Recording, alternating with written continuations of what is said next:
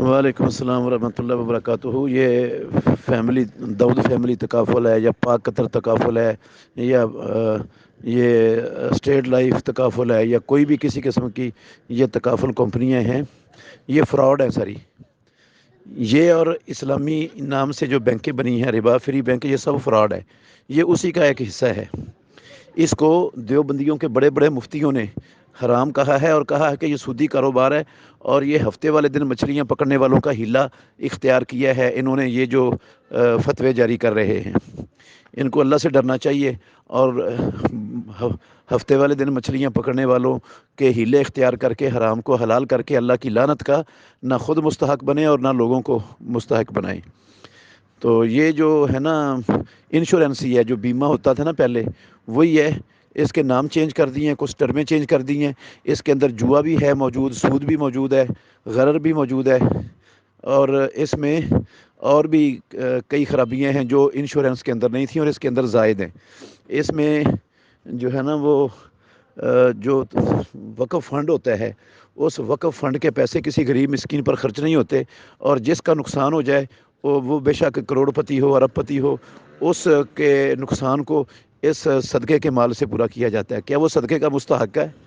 ये है वो हीले की बुनियाद, जो मैं कह रहा हूँ कि हफ्ते भर मछलियाँ पकड़ने वालों का हीला है ये। तो ये जो मुफ्तियों को बताते हैं ना, ये हकीकत नहीं बताते लोग। और मुफ्ती भी जानबूझकर पैसे के चक्कर में, तनख्वाह के चक्कर में वो दयानतदारी का फरीज़ा, दयानतदारी से फरीज़ा अदा नहीं करते, वो भी डंडी मारते हैं। अल्लाह इनको भी हिदायत नसीब फरमाए।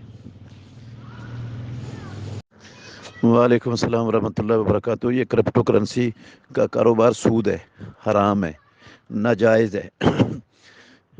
एक वजह तो ये है कि ये क्रिप्टो करेंसी जो है, चाहे बिटकॉइन है, चाहे कोई और चीज़ है, ये एक हवाई और फ़ज़ाई चीज़ है।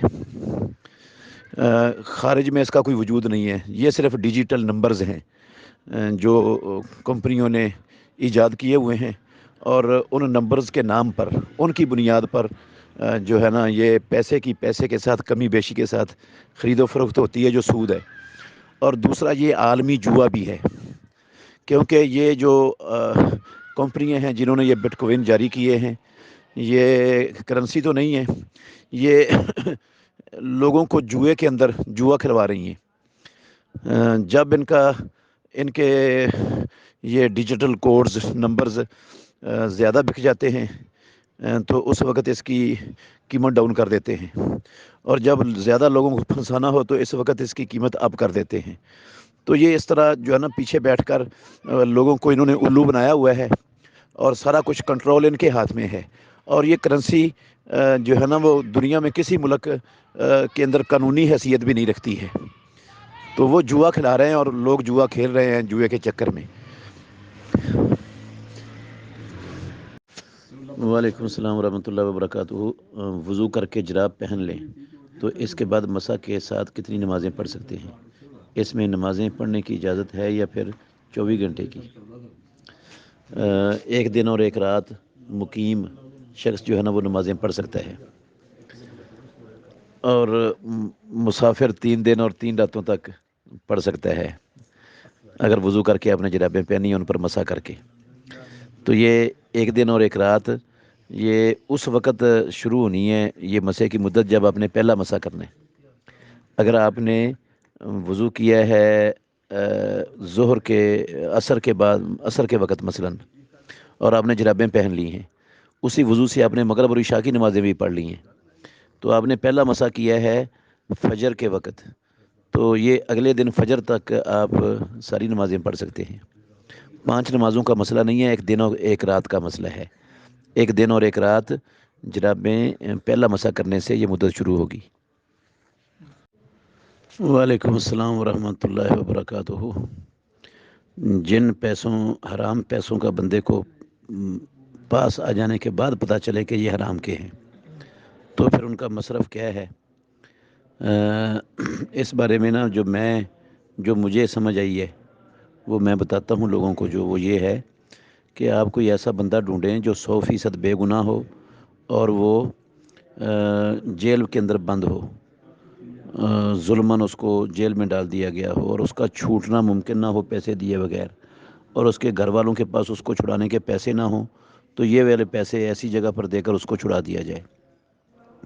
یا کوئی ایسا بندہ ہو جو پہلے سودی کاروبار کرتا تھا، کسی بینک میں یا سودی ادارے میں یا انشورنس کمپنی میں پھنسا ہوا ہے، تو اس کے پاس وہ پکی سچی توبہ کر چکا ہے، اس کے پاس جان چھڑانے کی استطاعت نہیں ہے، تو یہ پیسے دے کر ایسے سودی ادارے سے اس کی جان چھڑا دی جائے. تو یہ دو چیزیں مجھے سمجھ آتی ہیں، باقی واللہ تعالی عالم. اس کے علاوہ گریز ہی کرنا چاہیے کسی جگہ پر استعمال کرنے سے.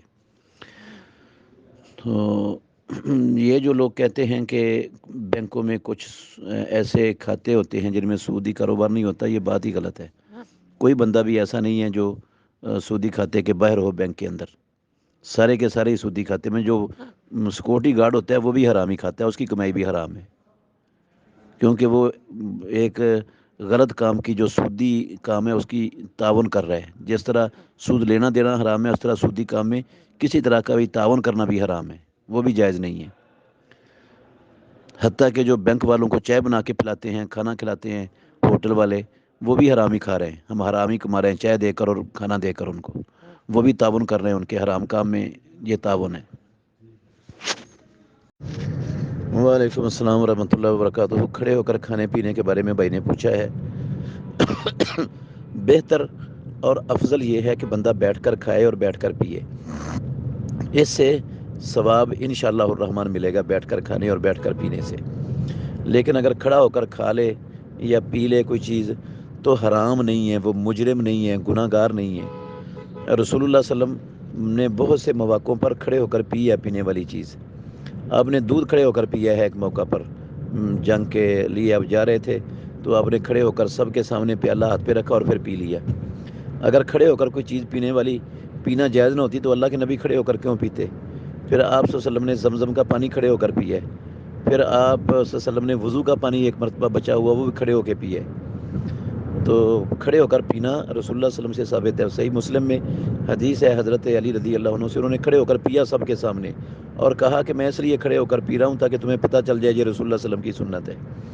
ترمذی شریف کے اندر صحیح حدیث ہے، صحابی کہتے ہیں کہ ہم کھڑے ہو کر کھا بھی لیتے تھے، پی بھی لیتے تھے. تو یہ ساری دلیلیں اس بات کی ہیں کہ گنجائش ہے کھڑے ہو کر کھانے کی اور پینے کی. آپ کھا پی سکتے ہیں، رکاوٹ کوئی نہیں ہے اس میں. وعلیکم السلام ورحمۃ اللہ وبرکاتہ.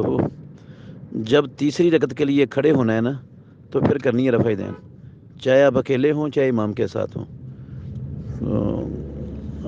جب امام کے ساتھ آپ لیٹ شامل ہوئے، دوسری رکعت میں شامل ہوئے، امام تو 2 رکعتیں پڑھ کے اٹھ کر جو ہے نا وہ رفع دین کرے گا، آپ نہیں کریں گے. آپ جب اپنی تیسری رکعت کے لیے کھڑے ہوں گے اس وقت کریں گے.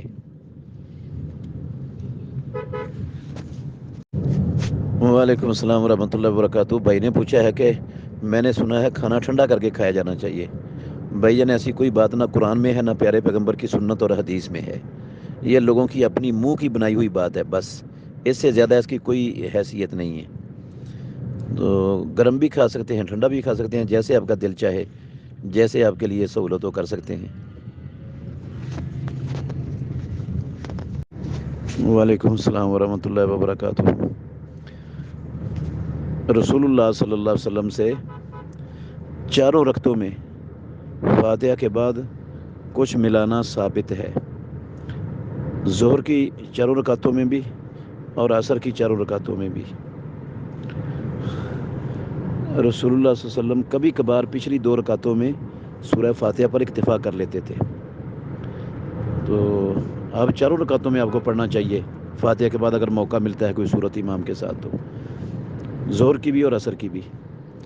صرف وہ رکعتیں جو جہری نمازوں والی ہوتی ہیں، جہری قرات والی، فجر کی 2 رکعتیں اور مغرب کی اور عشاء کی پہلی 2 رکعتیں، ان میں صرف فاتحہ پڑھنی ہوتی ہے، کوئی اور صورت آپ نہیں ملا سکتے. باقی جو ظہر کی پچھلی مغرب کی پچھلی 1 رکعت ہے یا عشاء کی پچھلی 2 رکعتیں ہیں، ان میں بھی سورہ فاتحہ کے ساتھ کوئی صورت ملانا چاہیں تو افضل ہے، ملا سکتے ہیں.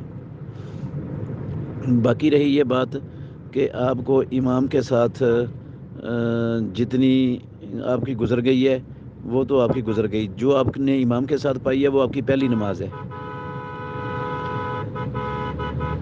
امام کی تیسری رکعت ہے تو وہ آپ کی پہلی رکعت ہے، جب امام کی چوتھی رکعت ہوگی وہ آپ کی دوسری رکعت ہوگی۔ آپ نے اس کو پورا کرنا ہے آگے۔